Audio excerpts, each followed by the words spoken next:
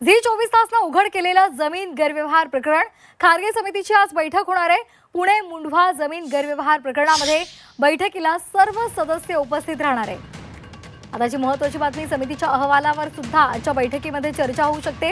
Zee 24 तासची ही exclusive बातमी। Pune Koregaon park जमीन गैरव्यवहार प्रकरणामध्ये विकास खारगे या उच्चस्तरीय समितीची बैठक आज होणार आहे। त्यामुळे या बैठकीकडे सर्वांचंच लक्ष लागलेलं आहे।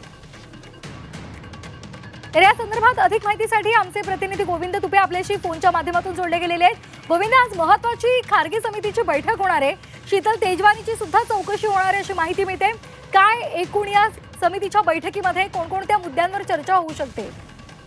एकूणच आपण जर बघितलं तर मुंढवा जमीन गैरव्यवहार प्रकरणामध्ये जी अपर मुख्य सचिव जे आहेत विकास खारगे यांच्या अध्यक्षतेखाली एक समिती नेमण्यात आली होती आणि त्या समितीची आज तिसरी बैठक मंत्रालयामध्ये पार पडते आहे। ही बैठक साधारणतः 11 वाजता सुरू झालेली आहे। गेल्या पाऊण तासापासून ही बैठक सुरू आहे आणि आजच्या या बैठकीला सर्वच समितीचे जे सदस्य आहेत, मग पुण्याचे जिल्हाधिकारी असतील, विभागीय आयुक्त असतील, त्याचबरोबर मंत्रालयातील जॉईंट सेक्रेटरी असतील, हे सर्व किंवा IGR असतील, हे सर्व जे पदाधिकारी आहेत या बैठकीला उपस्थित आहेत। आणि सगळ्यात महत्त्वाचं म्हणजे मागच्या आठवड्यामध्ये जी IGRच्या अंडरमधली जी मोठी समिती नेमण्यात आली होती, जॉईंट IGRच्या अंडरखाली, त्यांनी जो अहवाल दिलेला होता तो अहवाल कदाचित आजच्या या बैठकीमध्ये मांडला जाण्याची शक्यता आहे, त्याच्यावरही चर्चा होण्याची शक्यता आहे।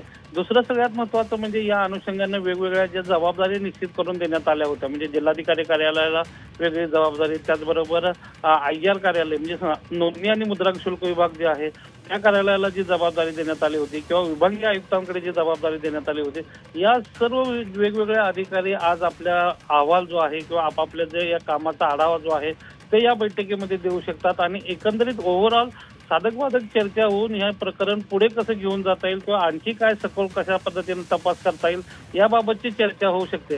त्याचबरोबर सगळ्यात महत्त्वाचं म्हणजे या प्रकरणातील दोन जे महत्त्वाच्या ज्या व्यक्ती आहेत, एक तर शीतल तेजवानी आणि दुसरे अमिडिया कंपनीचे या सर्व व्यवहारातील सगळ्यात महत्त्वाचे म्हणजे दिग्विजय पाटील।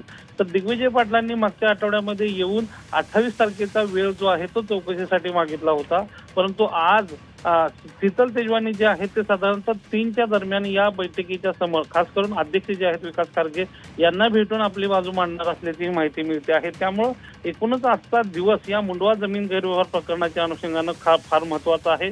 या सर्व अहवालामध्ये काय चर्चा होते आणि दुसरं महत्त्वाचं म्हणजे शीतल तेजवानी आपली बाजू कशा पद्धतीनं मांडते, वकिलांना घेऊन येत आहेत, स्वतः आपली बाजू मांडत आहेत, हे पाहावं लागणार आहे। अगदी धन्यवाद गोविंद दिलेल्या माहितीसाठी।